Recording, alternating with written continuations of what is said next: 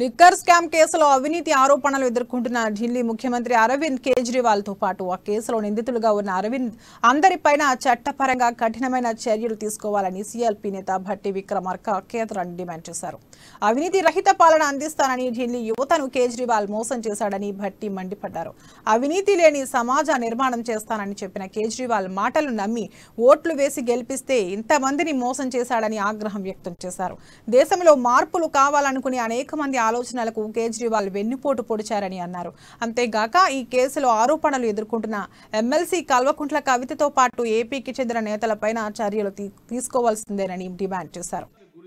ఈ కేజ్రీవాల్ అవినీతిలో మునిగి తేలితే ఎందుకంటే ప్రమాదకరమైనటువంటి విషయం ఇంకోటి ఏది ఉండదని చెప్పి నేను భావిస్తాను. అది లిక్కర్ లో ఒక దేశ మార్పుకి ఆలోచన చేసి అనేక మంది వాళ్ళ ఆలోచనలకి పెద్ద వెన్నుపోటు పొడిచినటువంటి వ్యక్తిగా మనం కేజ్రీవాల్ చూడాలి. అవినీతిలో కూరుకుపోయినటువంటి కేజ్రీవాల్ పైన చట్టపరమైనటువంటి చర్యలు కఠినంగా తీసుకోవాల్సిందే. మన రాష్ట్రం నుంచి ఇక్కడ ఉన్నటువంటి శాసనసభ్యురాలు కవిత గారు కూడా ఉన్నారని చెప్తా ఉన్నారు. వారితో పాటు ఇంకా ఎవరున్నా ఇంకా చాలా మంది ఓట్లేసి గెలిపిస్తే అసలు ఇంతమందిని మోసానికి గురి చేసి ఈ కేజ్రీవాల్ అవినీతిలో మునిగి తేలితే ఎందుకంటే ప్రమాదకరమైనటువంటి విషయం ఇంకోటి ఏది ఉండదని చెప్పి నేను భావిస్తాను. అది లిక్కర్ లో ఒక